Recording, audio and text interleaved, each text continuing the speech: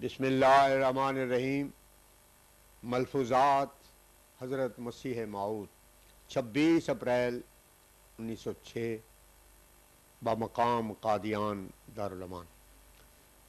فرمایا پیرزادگی کا مرض دق اور سل سے بدتر ہے، کیونکہ اس میں رعونت اور تکبر کا مادہ ہے، اور خام خواہ ایک عظمت اپنے دکھاتے ہیں اور فقیری کا دم مارتے رہتے ہیں۔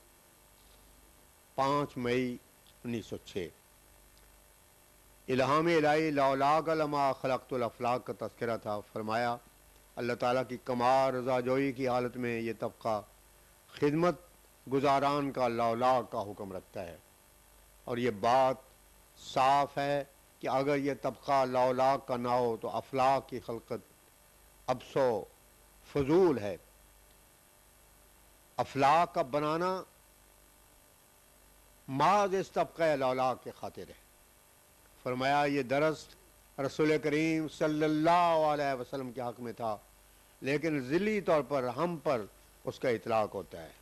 پھر فرمایا اس سے معلوم ہوتا ہے کہ جو احباب ہماری جماعت میں خدمت دین میں سرگرم ہیں، اللہ تعالیٰ ان کو درجہ و عظمت دینا چاہتا ہے۔ 8 مئی 1906 بوقت عصر۔ فرمایا جب تک کہ انسان بالکل خدا تعالیٰ کا نہ ہو جائے وہ کچھ نہ کچھ مس عذاب اس دنیا میں پاتا ہے۔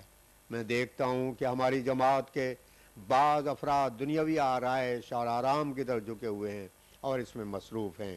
ان کو چاہیے کہ اپنی عملی حالت کو درست کریں اور خدا تعالیٰ کی طرف پورے جوش اور طاقت کے ساتھ جھک جائیں۔ فرمایا جب تمہارے بھائیوں میں سے کوئی کمزور ہو تو اس کے حق میں برا بولنے میں جلد بازی نہ کرو۔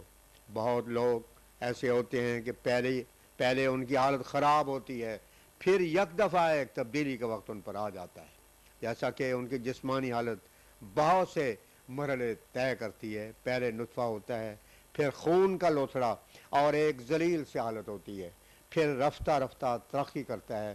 ایسے ہی انبیاء کے سوائے سب لوگوں کو تمام مرحلے طے کرنے پڑتے ہیں۔ معمور من اللہ کی صحبت سے انسان درست ہو جاتا ہے۔ اگر ہر شخص گھر سے ہی ابدال میں سے بن کر آتا تو پھر سلسلہ بیعت کی ضرورت ہی کیا ہوتی؟ سلسلے میں داخل ہو کر کمزور آدمی رفتہ رفتہ طاقت پکڑتا ہے۔ صحابہ کی پہلی حالت پر غور کرو، جو کافر مومن بن سکتا ہے تو کیا ایک فاجر صالح نہیں بن سکتا؟ انسان پر کئی حالتیں آتی ہیں اور کئی تغیرات واقع ہوتے ہیں۔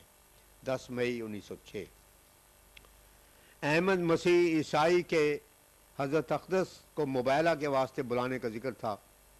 اس پہ فرمایا مباہلہ ایک آخری فیصلہ ہوتا ہے۔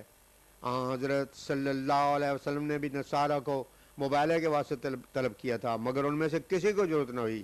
اب بھی عیسائیوں کے دلوں پر حق کا رعب طاری ہے اور امید نہیں کہ کوئی بشپ مباہلے کے میدان میں آئے، لیکن اگر کوئی آئے گا تو ہمیں یقین ہے کہ اللہ تعالیٰ ہمیں ایک بڑی کامیابی دے گا۔ مباہلہ دشمن پر ضد کرنے کا ایک اعلیٰ درجے کا ہتھیار ہے۔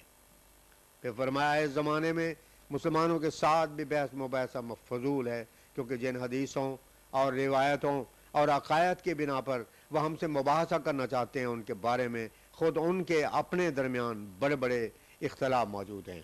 کوئی کہتا ہے کہ مہدی فاطمی ہوگا، کوئی کہتا ہے کہ عباسی ہوگا، کوئی کہتا ہے کہ حسینی ہوگا، کوئی کہتا ہے کہ پیدا ہوگا، کوئی کہتا ہے کہ غار میں سے نکلے گا، کوئی کہتا ہے کہ امت میں سے ایک فرد ہوگا، کوئی کہتا ہے کہ وہی عیسائی مہدی ہوگا۔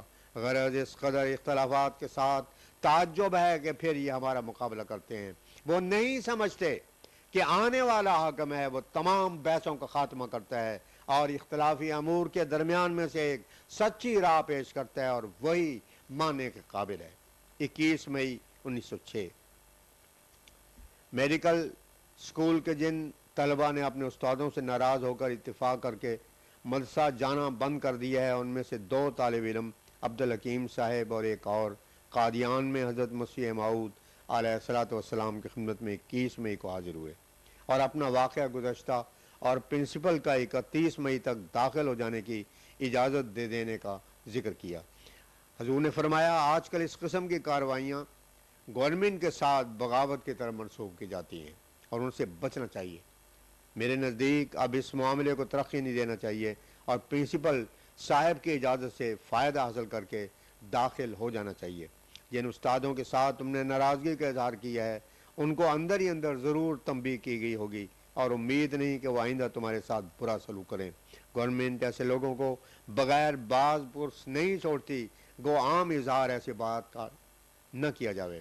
علاوہ اس کے تمہیں چاہیے کہ اگر انہوں نے بد اخلاقی کی ہے تو تم ان سے اخلاق سیکھو، اور اگر تمہیں کبھی ایسی افسری کا موقع ملے تو تم اخلاق کا برتاؤ اپنے شاگردوں اور ماتحتوں کے ساتھ کرو۔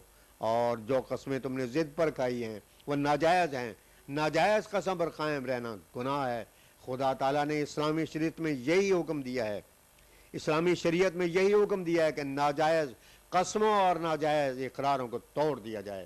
وقت کو ضائع کرنا اچھا نہیں۔ اپنے آپ کو پریشانی میں مت ڈالو اور اپنے مدرسے میں داخل ہو جاؤ۔ 27 مئی 1906۔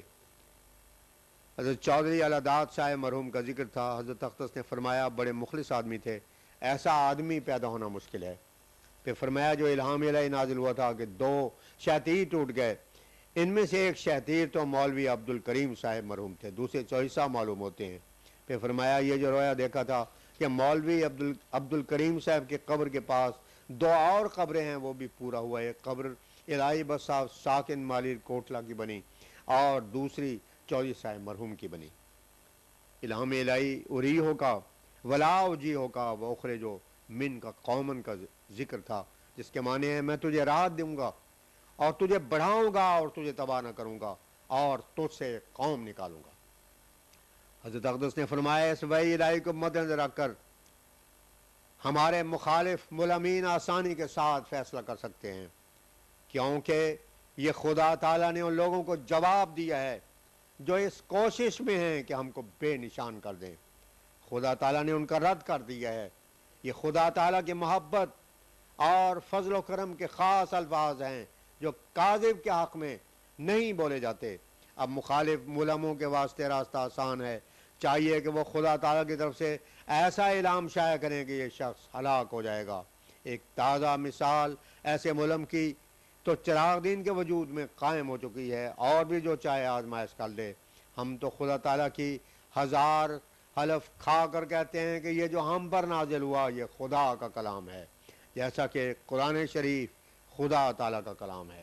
یہ ایک خدا تعالیٰ کا نشان ہے اور فیصلے کی آسان راہ ہے، جس کا جی چاہے اختیار کر لے۔ 30 مئی 1906۔ فرمایا ہر ایک نبی جو دنیا میں آتا ہے اس پر اللہ تعالیٰ کے کسی نہ کسی اسم کا پرتاؤ ہوتا ہے۔ مسیح موعود پر اللہ تعالیٰ کے غالب ہونے والے نام کا پرتاؤ ہے۔ صوفیوں نے بھی لکھا ہے کہ آنے والا مسیح ہمیشہ فتح پائے گا اور کبھی مغلوب نہ ہوگا۔ دشمن 1000 اس کی مخالفت کریں مگر وہ ایسا وجود ہے کہ اس کو ہمیشہ فتح ہی ہوگی، شکست تو اس نے کھانی ہی نہیں۔